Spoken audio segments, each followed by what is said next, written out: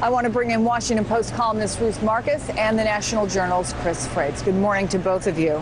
Good morning, Chris. There are a lot of options on the table right now. An assault weapons ban, a ban on high-capacity magazines, closing the gun show loophole, which is, of course, a background check for everyone who buys a gun. Do you think, Ruth, that Vice President Biden is going to sort of take the temperature, see what there's support for out there? How are they likely to approach this? Well, I think Vice President is a very good choice to lead this because, of course, he was the chairman of the Senate Judiciary where this legislation goes through for many years. And so he understands a little bit of what's politically possible, or let's cross our fingers, what might hopefully be politically possible in the aftermath of the tragedy. I think one thing that's really important is to seize the moment. We have this tendency to lose our zeal and to let things slide. And I think I wish I could suggest that we would tie the cliff to gun control legislation. I think that's a bridge too far for Republicans, and especially House Republicans. But I'd love to see us find a way to seize the momentum to at least restore the assault weapons ban and the ban on high-capacity magazines pretty quickly. If you look at the overall numbers, they have changed quite a bit. This is the latest ABC Washington Post poll. 54% favor stricter gun control laws. 59% support banning those high-capacity magazines. And we have heard from several Democrats, including Joe Manchin, now Mark Warner. Both had A ratings with the NRA. But, Chris, to Ruth's point, no Republicans. Is there a chance, do you think, that public opinion could help to move them as well? Well, I think so, and I think we've seen that on the fiscal cliff issue. And the feeling here at the Capitol is one where, I've talked to a lot of people, and I put the question to them. I said, look, if Gabby Giffords, a congresswoman, one of your own, was shot and almost fatally killed, and Congress didn't really act on gun control, what hope do we have after this newest tragedy? And there's a feeling among Democrats in particular that this has really changed the tenor. I was talking to a Democratic Senate leadership aide who made that point, and also made the point that when you have Harry Reid, who, if you remember in 2010, a very tough re-election, the NRA came just short of stopping him and saying he was a friend of the Second Amendment. You have Joe Manchin and now Mark Warner. Those are moderate Democrats. They could help bring Republicans on board, and I think see some movement on this issue maybe for the first time in a long time. I want to bring in Congressman John Yarmuth, who is a Democrat from Kentucky. Congressman, good morning. Good morning, Chris. Yesterday, you apologized for being silent on this issue for the last 6 years. But what specifically do you think can get done now, or do you want to see done now? Will it be reinstatement of the assault weapons ban, banning high-capacity magazine, or even what's been called the Holy Grail by the Brady campaign, closing those gun show loopholes? Well, I think, excuse me, all of the above. And certainly in my state, we have a large number of gun shows. We have a large number of unregulated gun sales and transactions. And those things do need to be subject to the background check. So I'm in favor of all of those steps. And I really applaud the president for kind of taking this multidimensional approach to it, because our educational system certainly is part of this, the ultimate solution to gun violence. And so is the healthcare system. So this is really the kind of broad discussion that we ought to be having. You said you will co-sponsor legislation in the 113th Congress to ban assault weapons. But let me play for you what Utah Congressman Jason Chaffetz, the Republican, said on the Today Show this morning. I'll have an open mind. I want to be one of those people that's reasonable and will listen to anything. We did have an assault weapons ban for 10 years. The crime rate was going down before it. The crime rate, when it was lifted, continued to go down. Assault weapons account for less than 2% of the murders in this country. So what's your strategy? How do you convince your Republican colleagues to get on board, Congressman? You know, I think it's probably not going to be any of us convincing each other. I think that the tenor, the word that you used just a minute ago, or that your correspondent did, is absolutely right. Nobody in Congress, Republican or Democrat, wants to feel the way we feel now, which is the absolute pain of watching the faces of those little children who had died.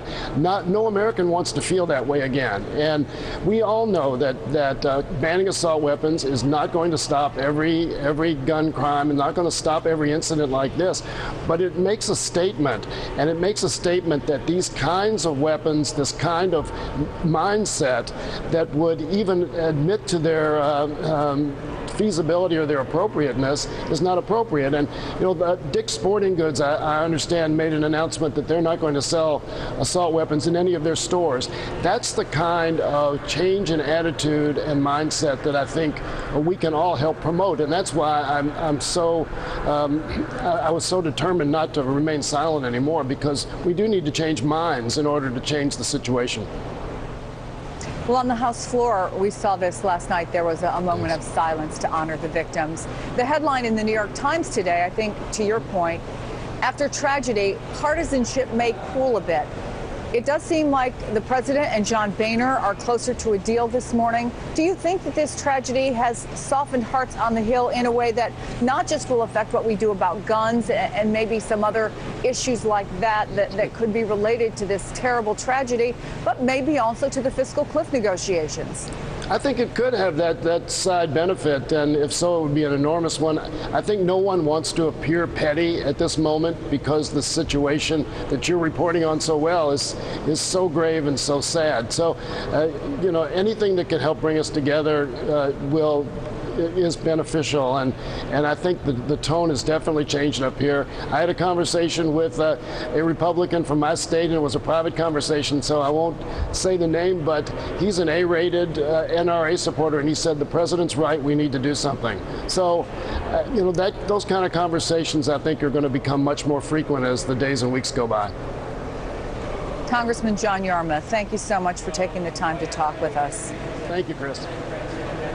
So, Ruth, how close are you hearing that we are to a deal? We had said at the top that they were perhaps negotiating about raising tax rates only on those who make over $400,000 a year. Now we're hearing reporting from the Hill from our folks there that John Boehner is telling his Republican conference that he will introduce a plan to extend those tax rates for those making $1 million or more a year. What are you hearing? What's happening? Well, I think we're really a lot closer. I think we'll know a little bit better after the Speaker has a chance to talk to his conference today and sort of get the temperature of what's acceptable. I think Congressman Yarmuth used a very apt word when he talked about petty. The pettiness of these divisions. Are people going to really fall on this terrible, I don't want to use a bad analogy, but are people going to really fall on their swords about the difference between 400,000 and 600,000 or $1 million in terms of asking people to raise more money? So I think that there are very, very encouraging signs of movement on both sides, both from Republicans with tax rates, from the White House with talk about touching Social Security cost of living adjustments in addition to other cost of living adjustments, something that makes a lot of sense if done properly. And so maybe there's a little glimmer of good news and pettiness diminishing in this terrible tragedy. Well, we are going to find out some things that are happening right now. John Boehner is in with his caucus, and the microphones are set up, and we expect him to come out sometime soon to make a statement. But in the meantime, Chris, give us a sense of exactly what you're hearing. Where might some problems come in, or is there a growing sense that this is going to get done? Well, Chris, when I talked to the Speaker before he went into his meeting today, I asked him kind of what he was going to tell members and kind of what he was expecting. And certainly this is a tough sell for the Speaker. And he joked with me and he said, it's going to be fun, and kind of rolled his eyes. And I think, what he unveiled in that meeting was a plan B, and where they would pass the Senate bill, which would raise taxes on people who are making over $1 million in order to ensure that tax rates don't go up on everybody. And that was an interesting tactical move by the Speaker, because last night we had the White House, as you talked about, counter with $400,000, and Republicans still don't see enough spending cuts on the table. And what they'd like to do with this latest move, this Plan B as it's being called, is move the White House toward the House Republicans on spending cuts by indicating that they have a fallback plan if these negotiations don't work out.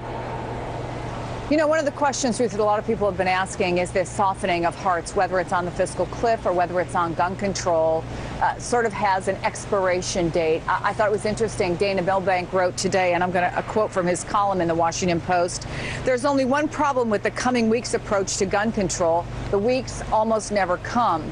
It's nice to be deliberative and thoughtful, and it's particularly difficult to act quickly now, a week before Christmas, and with the fiscal cliff talks consuming the political world." Do you think this needs to happen quickly? I think quicker is better. I'm sorry, was Chris talking?